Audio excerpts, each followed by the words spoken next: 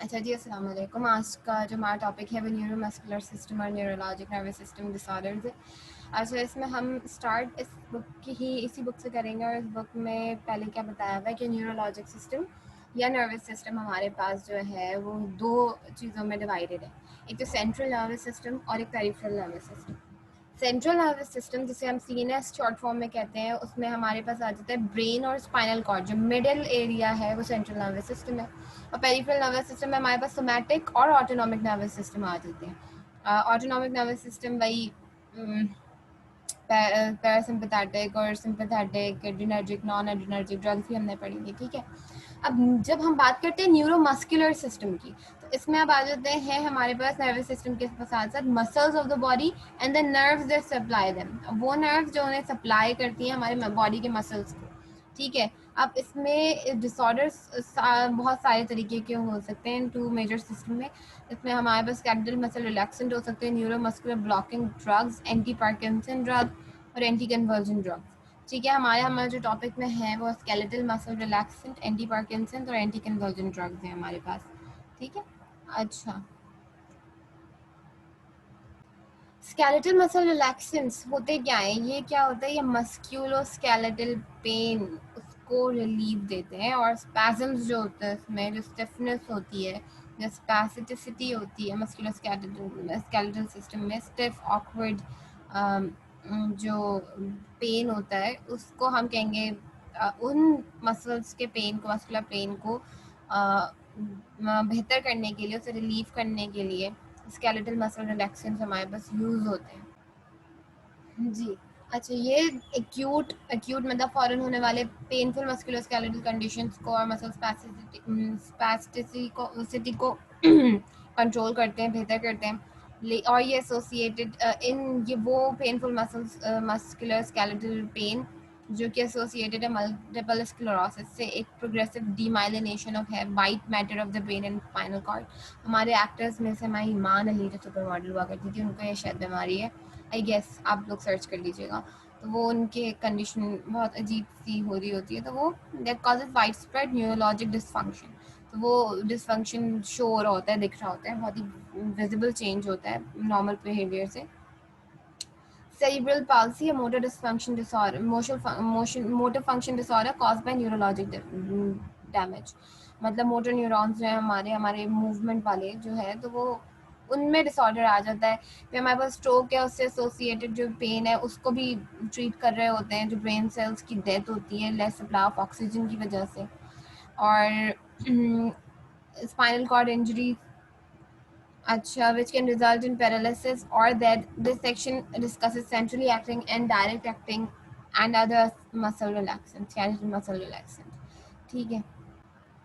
अच्छा, centrally acting agents, जो centrally acting skeletal muscle relaxants, क्या होता है, वो एक्यूट मसल स्पैज्म को ट्रीट कर रहे होते हैं, और जो एंजाइटी, इन्फ्लेमेशन, पेन या ट्रॉमा की वजह से हो सकती है। अब इसमें हमारे पास muscle स्पैसिटिसी I'm so sorry, I'm very bad at pronouncing these stuff, बहुत ही complicated सा word है। From such conditions मतलब they also treat spasticity from such conditions such as MS and cerebral palsy, ठीक है। अब MS मतलब मैंने सिर्फ उनकी वो हाईलाइट किए हैं कि जो जो चीज़ें ये ट्रीट कर रहे होते हैं, इसमें हम एक्यूट मसल स्पैज्म की बारे में बात कर सकते हैं। क्रोनिक नहीं लिखा हुआ, एक्यूट मसल स्पैज्म लिखा हुआ है, इसको भी नोट करना, ये बात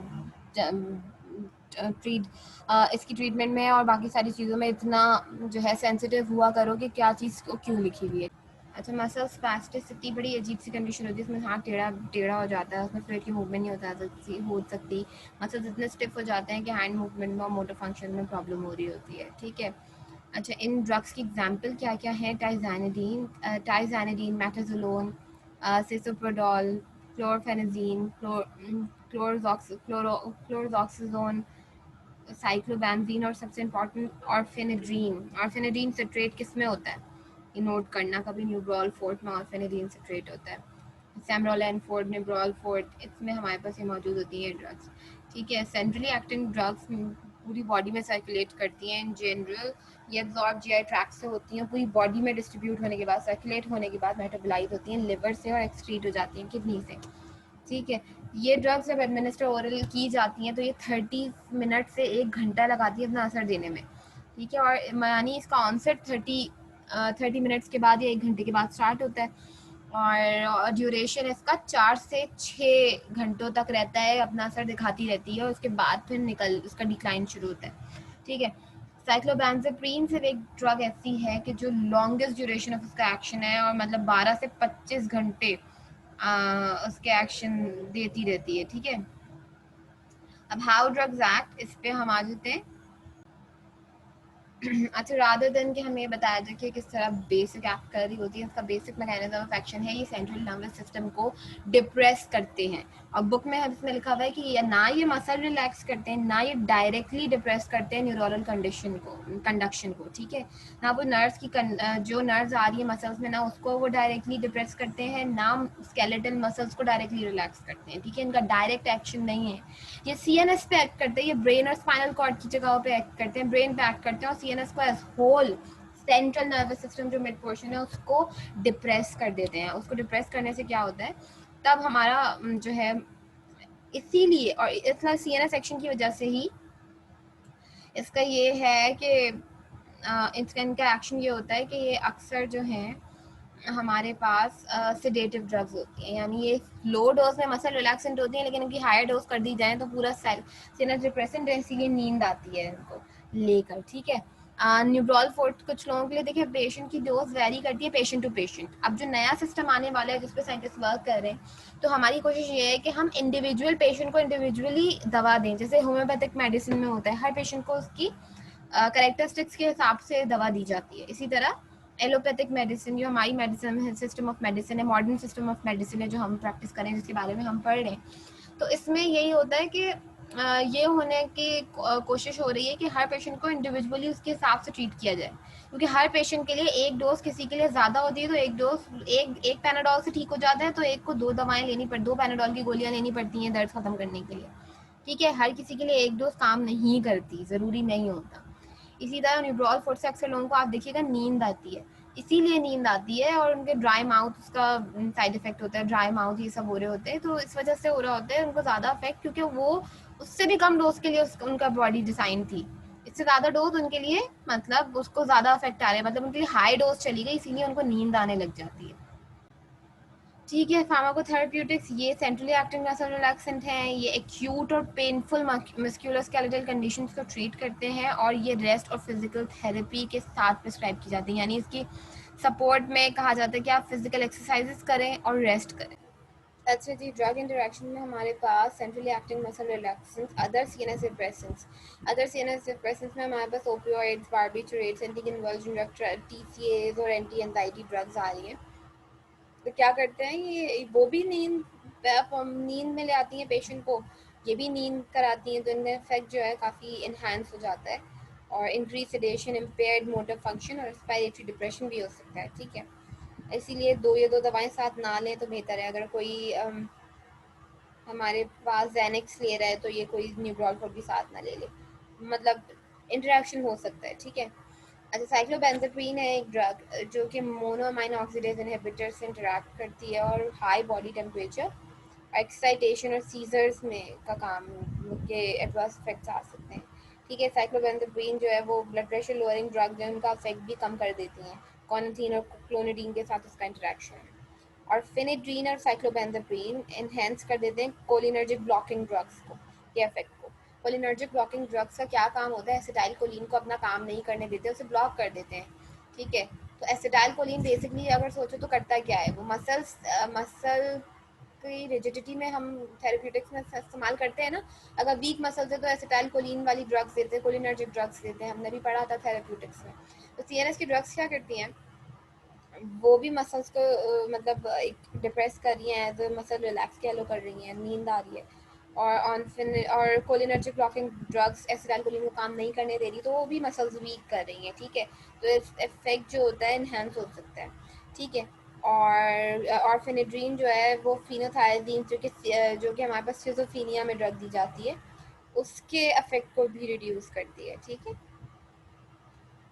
अब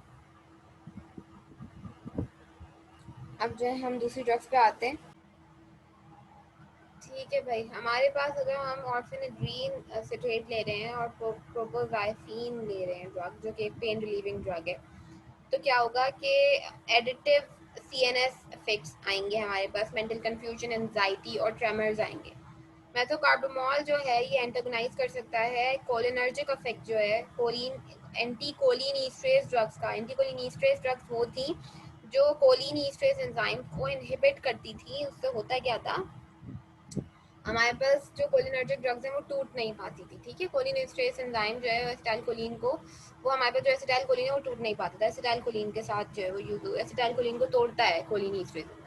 ठीक है, वो ड्रग्स कोलिन एंजाइम की, वो जो मैस्थेनिया ग्रेविस को ट्रीट करती हैं, उन अफेक्ट को एंटागोनाइज करता है। टाइजानिडीन जो है वो हमारे पास डायूरेटिक्स के साथ अगर दिया जाए तो उनका हाइपोटेंसिव इफेक्ट जो है वो इंक्रीज हो जाता है।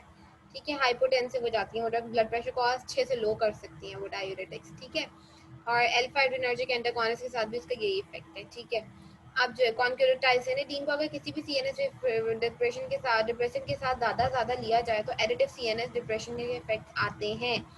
हार्मोनल कॉन्ट्रासेप्टिव्स अगर हम ले रहे हैं तो टाइजेनेडीन की डोज हमें बढ़ानी पड़ सकती है। क्यों? क्योंकि ये क्लियरेंस टाइजेनेडीन की है, उसको अफेक्ट कर रही होती है। ठीक है, मतलब वो नेसेसिटी, हमें टाइजेनेडीन की डोज कम करनी पड़ती है, उसकी क्लियरेंस कम कर देती है। यानी टाइजेनेडीन ज़्यादा से ज़्यादा बॉडी के अंदर रहता है, क्लियर नहीं हो पाता, क्लियरेंस नहीं हो पाती उसकी बॉडी से। ठीक, और क्लियरेंस नहीं होती तो टॉक्सिक इफेक्ट आने लग जाते हैं। अगर लॉन्ग टर्म हम सीएनएस मसल रिलैक्सेंट को, सेंट्रली एक्टिंग मसल रिलैक्सेंट को यूज़ कर रहे हैं तो हमें विड्रॉल अचानक से छोड़ने पे विड्रॉल सिम्टम्स आ जाते हैं। क्यों? क्योंकि बॉडी फिजिकली और साइकोलॉजिकली उस ड्रग पे डिपेंड करने लग जाती है, उस ड्रग की आदी हो जाती है। ठीक, एडवर्स इफेक्ट जो कॉमन रिएक्शन है वो चक्कर आना, एलर्जिक रिएक्शन, एरिथमियाज या ब्रेडिकार्डिया, दिल की धड़कन का कम होना हो सकती हैं। बाकी एब्डोमिनल डिस्ट्रेस, एटेक्सिया, चलने में परेशानी, चाल में परेशानी, कॉन्स्टिपेशन, डायरिया, डायरिया और हार्ट बर्न, एक एसिडिटी बढ़ जाना, नोजिया और वॉमिटिंग, ये सारे एडवर्स इफेक्ट लेस कॉमन है लेकिन हो सकते हैं इसकी वजह से आ जाए। अब ये बात है कि पेशेंट की असेसमेंट हम क्या करेंगे, पेशेंट के पेन और मस्कुलर स्पैज़म्स जितने भी हो रहे हैं उसकी हिस्ट्री हम लेंगे और उसके बाद रीअसेस करते रहेंगे हर दफ़ा। ठीक है, मॉनिटर करेंगे कोई हाइपर सेंसिटिविटी रिएक्शन तो नहीं आ रहा। अगर हम साइक्लोबेंजापीन दे रहे हैं तो हम प्लेटलेट काउंट भी मेंशन देखेंगे, ब्लड काउंट भी देखेंगे और प्रिस्क्राइबर की दी हुई दवा कितनी इफेक्टिव है ये भी चेक करते रहेंगे। ठीक है, पेशेंट के बाकी जो एडवर्स इफेक्ट हैं इसीलिए हम सीबीसी और प्लेटलेट काउंट देख रहे हैं। ऑर्थोस्टैटिक हाइपरटेंशन को देखें कि ऐसा तो नहीं हो रहा पेशेंट खड़े खड़े गिर जाए, ना पेशेंट रिसीविंग मेथोकार्बामोल। ठीक है, ना patient receiving long term chlorzoxazone therapy, monitor hepatic function and urinalysis results. I'm so sorry for my stupid pronunciation. लेकिन अच्छा, monitor hepatic function and यूरिनालिसिस results. ठीक है, हेपेटिक फंक्शन भी देखिए, यूरिन के भी असेस करें तो हेपेटिक और किडनी फंक्शन टाइप का दोनों ही सिस्टम्स इसमें आ जाते हैं, यूरिनरी सिस्टम तो हेपेटिक सिस्टम भी चेक करें। ठीक है, पेशेंट लॉन्ग टर्म ले रहा है या नहीं, उसकी क्या कंप्लाइंस है उसको चेक करें, पेशेंट की एजुकेशन, पेशेंट और उसकी फैमिली की। एडवर्स रिएक्शन के थ्रू कोई इंजरी तो नहीं आ जाती, की वजह से कोई इंजरी नहीं आ जाती, उसे चेक करें डायग्नोसिस में, उसको डायग्नोस करें, अंडरलाइन डायग्नोसिस देखें कि क्या डायग्नोसिस है और ड्रग इंड्यूस एडवर्स रिएक्शन को डायग्नोस करते रहें। एक्यूट पेन, जैसे अगर न्यूब्रॉल फूड खाने के बाद अगर ड्राई माउथ होता है तो हमें पता होता है कि न्यूब्रॉल फूड की वजह से हो रहा है, और हम पेशेंट को कह सकते हैं कि आप के पास साइड इफेक्ट आ रहा है और ये जब ये दवा ख़त्म करेंगे तो ख़त्म हो जाएगा ये साइड इफेक्ट। ठीक है, अच्छा, acute pain related to underline disorder, underline disorder पता चल जाए कि पेन इतना हो क्यों रहा है तो बहुत ही ज़्यादा आसानी हो जाए और हमें ये दवा खाने के बजाय हम उस डिसऑर्डर को ट्रीट करते हैं। ठीक है, गोल्स ये है कि पेशेंट की इंजरी मिनिमाइज़ करें, गिर विर ना जाए सीएनएस डिप्रेशन की वजह से तो मिनिमाइज़ करें उसको। कोई कम डिस्कम्फर्ट हो रही है, डिक्रीज डिस्कम्फर्ट आफ्टर एडमिनिस्टर, मतलब पेशेंट से पूछते रहें कि उसको कम डिस्कम्फर्ट हो मेडिसिन लेने के बाद, और उसकी फैमिली की अंडरस्टैंडिंग लें। ठीक है, अब अच्छा, अगर लॉन्ग टर्म थेरेपी दे रहे हैं सीसोप्रोडोल की, तो अचानक से उसको नहीं रोकें। उसको अब्रप्टली नहीं रोकें। इसकी वजह ये है कि विड्रॉल सिम्टम्स आ सकते हैं, इंसोम्निया, हेडेक, नोज़िया और एब्डोमिनल पेन हो सकता है। अच्छा, और दूसरी बात ये है कि ओरल फॉर्म अगर हम इन ड्रग्स की दे रहे हैं, जो यूजली ओरल फॉर्म ही दी जाती है, तो इन्हें मील्स के साथ या मिल्क के साथ दें, ताकि जीआई डिस्ट्रेस ना हो, क्योंकि इनका एडवर्स इफेक्ट है। और माइल्ड एनर्जेटिक साथ कर दें, ताकि हेडेक को रिलीफ पहुंचे। बाकी स्केलेटल मसल रिलैक्सेशन के साथ आपको टीच क्या करना है पेशेंट को, वो ये है कि ड्रग को बिल्कुल उसी तरह से लें जैसे प्रिस्क्राइब की गई है, बैक्लोफेन, कैरिसोप्रोडोल। सडनली अचानक से नहीं छोड़नी लॉन्ग टर्म थेरेपी के बाद। क्यों? क्योंकि विड्रॉल सिम्टम्स आ सकते हैं। ठीक ठीक है। अच्छा, कोई हैजार्डस एक्टिविटी या मेंटल अलर्टनेस जैसी बहुत ही विगरस एक्टिविटी आपको नहीं करनी। अल्कोहल वगैरह लेकर नहीं ये दवा लेनी, क्योंकि बहुत ही ज़्यादा फिर चक्कर आएंगे। ठीक है। प्रिस्क्राइबर्स की advice, rest, physical therapy appropriately लें। एडवर्स इफेक्ट अगर बहुत ज़्यादा सिवियर हो जाते हैं, तो अवॉइड ड्राइविंग डेंजरस मशीनरी और परफॉर्म डेलिकेट टास्क, और पोजीशंस को स्लोली चेंज करें, क्योंकि फिर इस तरह ये होगा कि आहिस्ता से उठेंगे बैठेंगे तो डिजीज स्पेल्स नहीं आएंगे, जैसे ऑर्थोस्टैटिक हाइपरटेंशन में होता है। फूड और मिल्क के साथ लीजिए स्ट्रेस को क्योर करने के लिए। बाकी मतलब प्रिवेंट करने के लिए यूरिनरी हेजिटेंसी और साइक्लोबेंजापीन और बैक्लोफेन थेरेपी के साथ अगर यूरिन की वजह में प्रॉब्लम आ रही है तो फ़ौरन रिपोर्ट करें। अम, अच्छा, यूरिन का कलर डिस्कलर्ड होगी अगर मेथोकार्बोमोल और फ्लोरजोक्साजोन के साथ अगर आप ये दवा ले रहे होंगे, तो आपका यूरिन डिस्कलर्ड आएगा। और रेगुलर मेडिकल फॉलोअप देते रहें कि क्या कितने इफेक्ट आ चुका है, ठीक है, कितना इफेक्ट आया है।